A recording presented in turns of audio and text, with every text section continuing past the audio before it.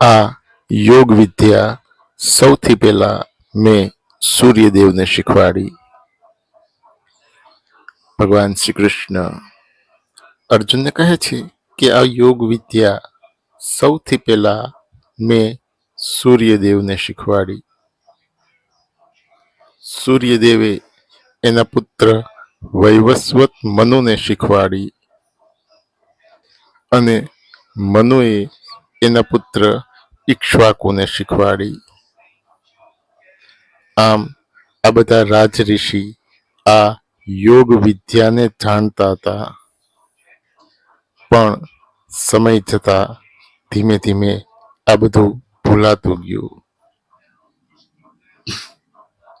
આજે તું મારો પરમ ભક્ત છો, તું મારો પરમ મિત્ર છો, એટલે આ યોગ વિદ્યા મેં તને શીખવાડી. અર્જુન ભગવાન શ્રી કૃષ્ણને કહે છે કે તમારો જન્મ તો હમણાં થોડા વર્ષો અગાઉ થયો, જ્યારે સૂર્યદેવનો જન્મ તો ઘણા સમય પહેલા થયો. તો પછી તમે આ યોગ વિદ્યા સૂર્યદેવને શીખવાડી એ વાત હું કઈ રીતે માની લઉં? ભગવાન શ્રી કૃષ્ણ કહે છે કે આજ સુધી તારા અને મારા અનેક જન્મો થઈ ગયા છે. હું એ બધું જાણું છું, પણ તું નથી જાણતો. હું જન્મ વિનાનો, વિકાર વિનાનો અને સર્વેશ્વર છું. તેમ છતાં મારી જ માયા વડે જન્મ લઉં છું. ભગવાન શ્રી કૃષ્ણ અર્જુનને કહે છે કે હું જન્મ વિનાનો, વિકાર વિનાનો અને સર્વેશ્વર છું. તેમ છતાં મારી જ માયા વડે જન્મ લઉં છું. જ્યારે જ્યારે ધર્મની હાનિ અને અધર્મની વૃદ્ધિ થાય છે, જ્યારે જ્યારે અધર્મ વધે છે, ત્યારે ત્યારે હું શરીર ધારણ કરું છું.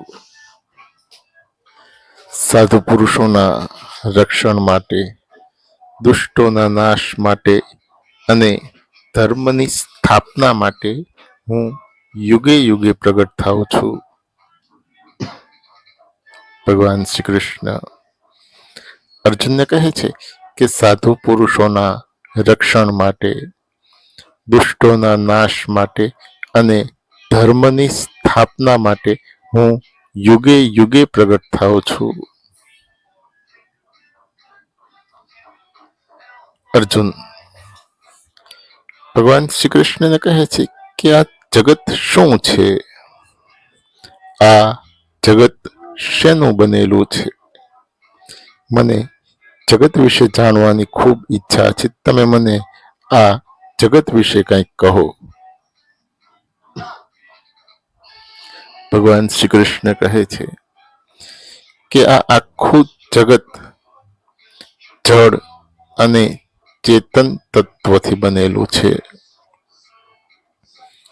પૃથ્વી, જળ, અગ્નિ, વાયુ, આકાશ આ બધા જળ પદાર્થ છે, જેનાથી શરીર બને છે, જેનો એક દિવસ નાશ થાય છે.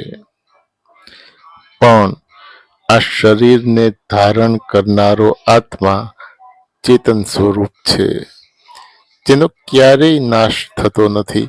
આત્મા ક્યારેય મરતો નથી. આ આખું જગત જડ અને ચેતન તત્વથી બનેલું છે. ભગવાન શ્રી કૃષ્ણ અર્જુનને કહે છે કે આ આખું જગત જડ અને ચેતન તત્વથી બનેલું છે. આ આખું જગત મારી માયાથી મોહ પામેલું છે, ભ્રમિત થયેલું છે, અને મારી માયાથી મોહ પામેલું હોવાથી આ જગતના લોકો આ જગતને એના વાસ્તવિક સ્વરૂપે જોઈ શકતા નથી.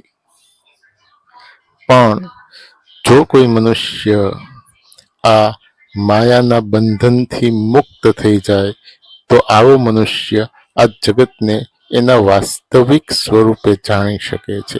માટે અર્જુન, માયાના બંધનથી મુક્ત થવું ખૂબ જરૂરી છે.